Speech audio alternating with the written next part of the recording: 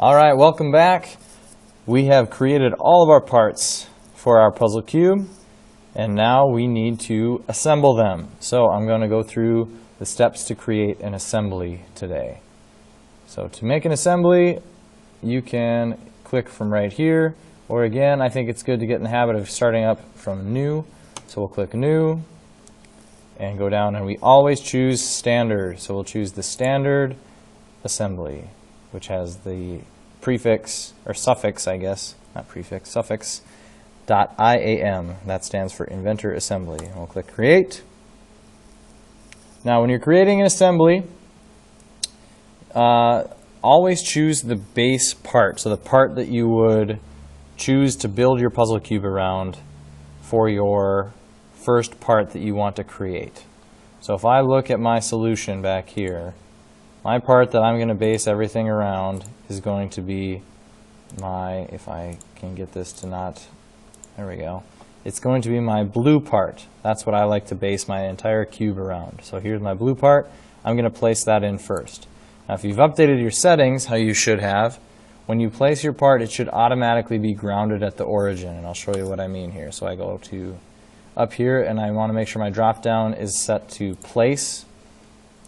So in this list, click on just place, and then you got to find where your puzzle cube is. So hopefully you know where you've saved it, and hopefully you know what your names are. My puzzle cube is kind of in a maze of things, so I'll find it here in my Google Drive, my Drive, PLTW, IED, core training, and here's my puzzle cube. What a mess. You can learn from me and not make it that way. So I will start with my blue puzzle cube and click Open. And because I have made my settings the way they are, it automatically places it and grounds it at the origin. So if you look in my browser over here, you'll see there's a pin through this part. That means it is grounded. It can't move. I could add more pieces if I want to by clicking and clicking, but I don't want those, so I'm going to undo that and undo that. And I am good to go. I'll undo one more time. So I'll place, blue part, open, right click, and hit OK. So there's my base component. It's grounded, it can't move. If you hover over it, you'll notice there's even a little pin through my cursor now, and if I try to click and move it, it won't move anywhere. It's stuck, it's grounded, it can't move. That's exactly what we want. If you did not update your settings, you can right click on your part and you can make sure that it's checked, grounded. So if you right click, it'll say grounded, and that's exactly what you want. It's easier to constrain when you have a part to work around. So we got one part in, now we're going to add our next part, place. My next part that I always like to add is my purple puzzle piece. So I'll click open, and I will move that around and click. I personally do not like to add all of my parts at once. You can add all 5 if you want to. I like to go one at a time to make my life a little bit easier. So after you add it, you right click and hit OK. So my part is there. I will move it around. Now, we're working with parts that are 3-dimensional. So if there's 3 dimensions, for every part we have to make it what's called constrained 3 times. So we're going to use the constrain feature and use 3 different constraints to constrain it. So when I click constrain, all we're worried about today is the mate constraint. So right here I make sure the mate is clicked, and I have mate and I have flush. If you look at the icons, mate shows that it is one surface glued to another surface. They're glued together. If I use flush, it takes one surface and it lines it up directly next to another surface. So typically we'll use 2 mates and 1 flush, or we'll use 2 flushes and 1 mate constraint is typically what we'll end up using. So I'm going to look at what I can see here, and I'm going to use this surface right here and click on it.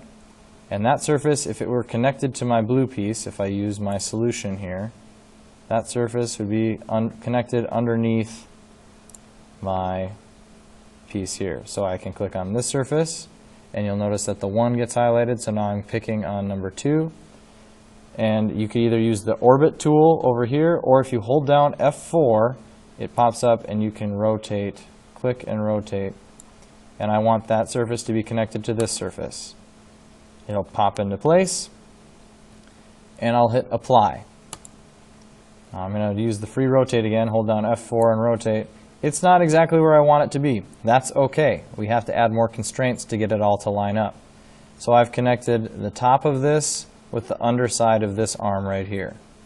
Next, I'm just going to use what I can see, and I'm going to say I want this surface to be glued to, and I rotate around, this surface. Those two surfaces would be glued together. Once again, it kind of makes a mess of things, but that's okay. We'll get it fixed. So I have those two surfaces glued together using another mate constraint. I hit apply, and I'm good to go. Now finally, I want this purple piece needs to be slid back so that it's connected and that this arm is behind here. I could mate this surface to the back side of this, but I'm going to demonstrate a flush constraint to show you what that does. So if I want this to move back, what I'm going to do is switch and use the flush constraint, and I want this surface to be flush with the end of this so that they line up exactly. And when I do that, it slides back, and you can see those two surfaces are now flush. And I have my purple piece where it needs to be. Apply, and I can hit cancel to close out. Now if I hit the home button, those two are connected. If I try to click and move my purple piece, it will not move. It says no.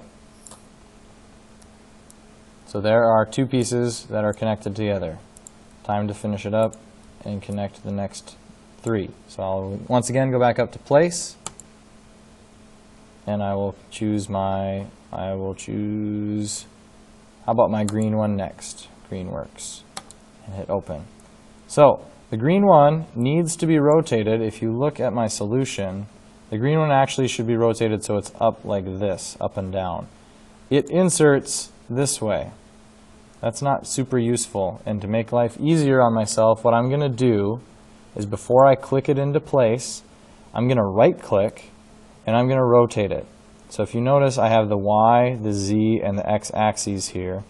I'm going to rotate it on the Y first, rotate 90 degrees Y, and it'll rotate so that's now facing that direction. Rotate it around the Y axis. And then I need it to flip up. So what it actually needs to do is rotate around the Z axis. So I'm going to right click, rotate Z 90 degrees. And that actually made it exactly what I need. It's kind of hard to see, so if you need to click your view, there I can see that. That's what I needed.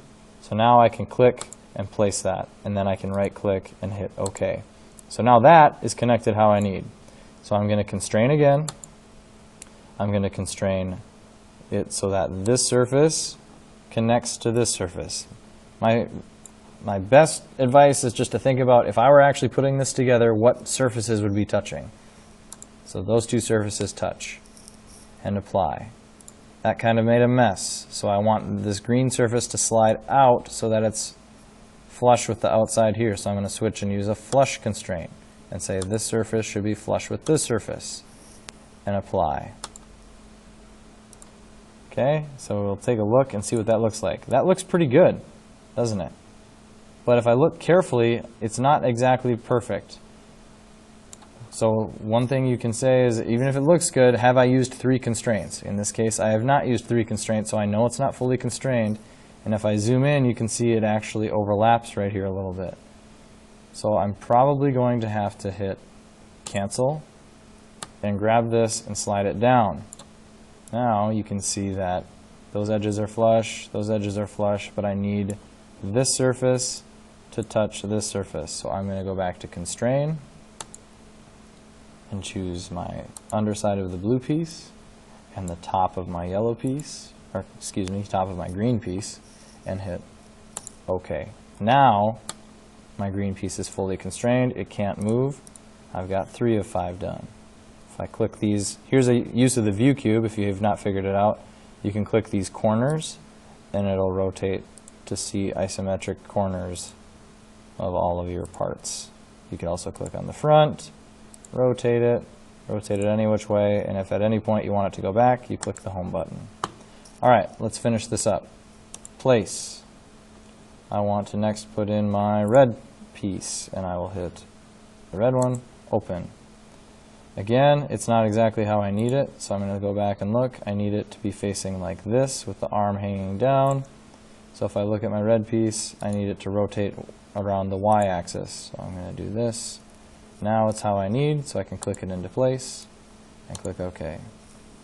So I'm going to constrain, and I'm going to say that the top of the blue piece touches the underside of the red piece here. Apply.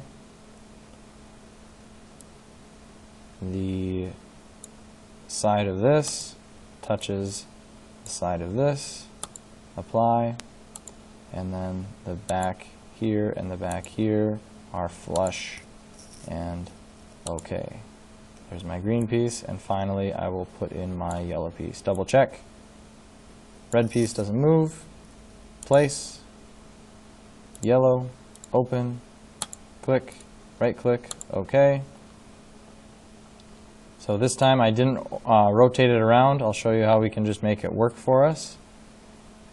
So if I say that constrain this side needs to fit on this side, it will flip it and hit apply. I will say this side needs to be flush with this side.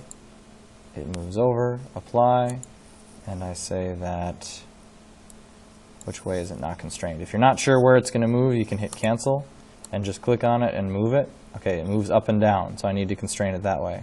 So what I'm going to do is I'll constrain, and I want, you could choose this surface, or you could choose this surface, or you could choose this surface. It really doesn't matter how you do it. There's many ways to do this. So I'm going to say I want this surface to be mated with this, and then I hit OK. And now I take that, it doesn't move. So all of my parts are fully constrained, and I have a completed puzzle piece. I went through that fairly quick. Be sure to pause, re-watch, and take this step by step as you need to complete your puzzle cube. Good luck.